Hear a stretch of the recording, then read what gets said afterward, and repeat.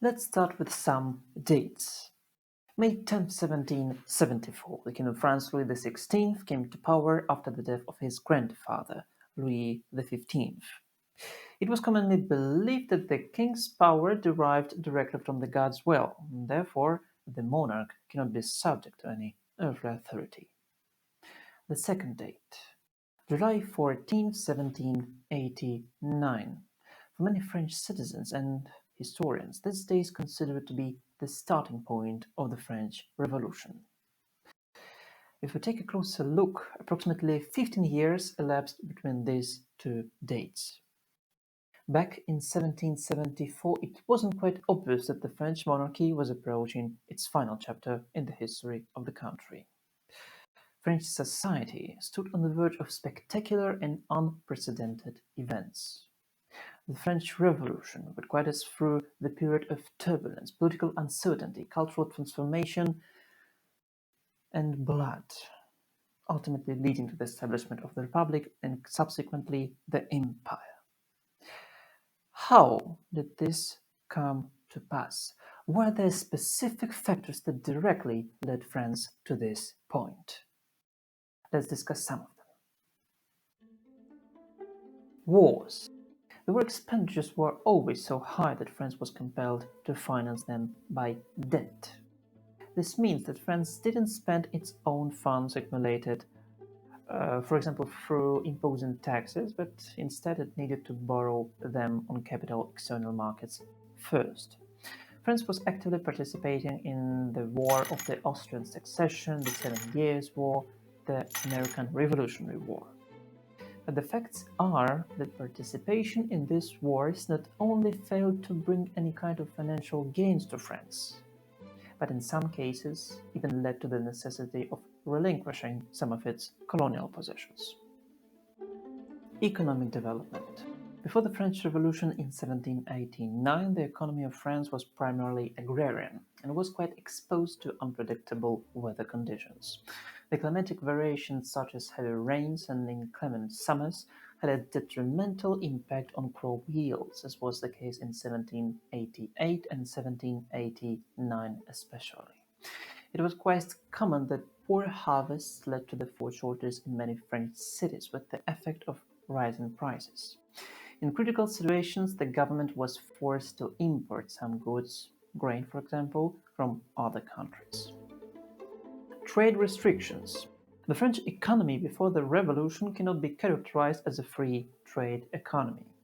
Before the Revolution, France had a system of customs and internal tariffs within the country. The local authorities imposed taxes on goods entering provinces. That generated additional revenue for local governments, but hindered the free internal trade movement. The French government was also protecting its domestic markets by imposing protective tariffs and trade barriers on the goods imported from other countries. So the French producers were deprived of competition abroad. Activity of guilds, the associations of merchants and craftsmen that played an important role in the economic organization of France. Although they, in a way, may be compared to trade unions, they were engaged in some unfair market practices, as setting fixed prices for certain goods and services and controlling the entry of members into the trade. So it was impossible to start working without obtaining approvals from guilds representatives first. The activity of guilds can be considered as the attempt to monopolize the markets they were operating on. The revolution would lead to the elimination of such formations in the country. Social structure.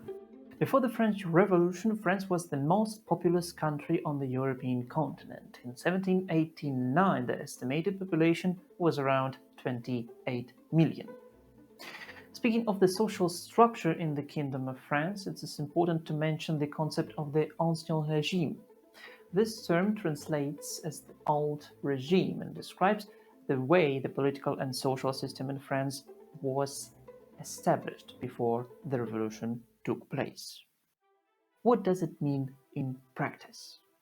Well, the Ancien Régime implies the division of the population into three main estates: clergy, nobility, and commoners. Clergy. Although the clergy constitutes around 0.5% of the entire population, they are granted certain social privileges. This social group includes representatives of the Catholic Church in France, such as priests, monks, nuns, bishops, archbishops, and cardinals. They are exempt from paying most taxes, cannot be called up for military service, hold significant religious authority, and some of their highest representatives may have essential influence on the country's political affairs, being quite close to the king himself.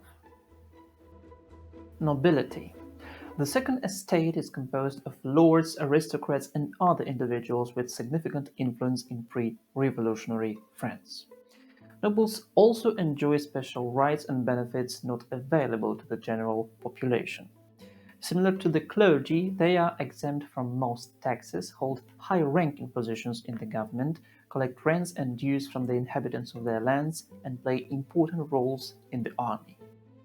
Nobles are considered the ruling class and constitute approximately 1.5% of France's population. Commoners, the most numerous group in the population of France.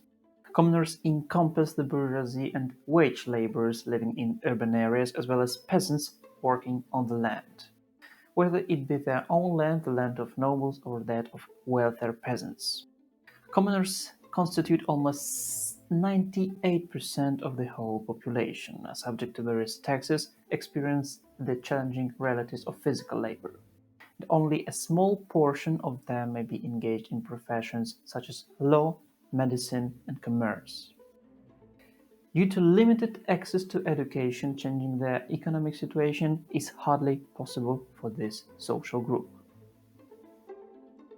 Financial situation.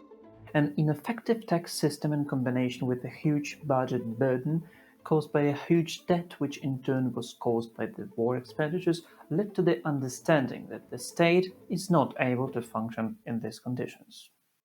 Controllers General of Finance, or Ministers of Finances as we would call them nowadays, attempted various reforms to address the financial crisis. Let's review the most important facts. Anne Robert Jacques Turgot, who served as Controller General of Finances from 1774 to 1776, was an economist and prominent thinker. He was appointed after Louis XVI came to power and advocated for a laissez-faire policy. Turgot proposed a plan of economic reforms known as the Six Edicts. These measures aimed to liberalize free trade, eliminate internal custom barriers, abolish guilds, implement land reform, and minimize government intervention in economic regulation. However, these proposals faced strong opposition from the privileged classes, leading to the Turgot's resignation in 1776. Jacques Necker, a Swiss banker, served as the Controller General of Finances during his first tenure from 1776 to 1781. He advocated for optimization of government expenditures, fiscal reform, and financial transparency. Necker believed transparency could attract investors by demonstrating France's ability to settle its financial obligations. In 1781, he published the Compte Rendu, the first officially published account of French finances, presenting a detailed comparison between income and outcome. However, conflicts with other ministers and opposition from the nobility forced Necker to resign later in 1781. Charles-Alexandre de Calonne served as the Controller General of Finances in France from 1783 to 1787. He proposed new tax reforms, including the introduction of universal land tax for landowners to replace existing taxes. Calonne advocated for reducing certain privileges of the nobility, such as limiting certain tax exemptions. To implement these changes, he called for the convocation of the Assembly of Notables to seek their approval for the reforms. However, many of his proposals faced rejection from the notables, and due to the lack of support from the king and opposition from nobles and clergy, Calonne resigned in 1787. Jacques Necker, during his second tenure as Controller General of Finances from 1788 to 1789, he faced obstacles in implementing reforms due to opposition from the privileged classes. He was holding his post when King decided to convene the States General. The States General hadn't been summoned since 1614. The king convened this body to obtain approval from the Free Estates for the implementation of structural reforms that had been partially addressed by each of the controllers general. The question remained, would this turn out to be a successful solution to the political and economic crisis?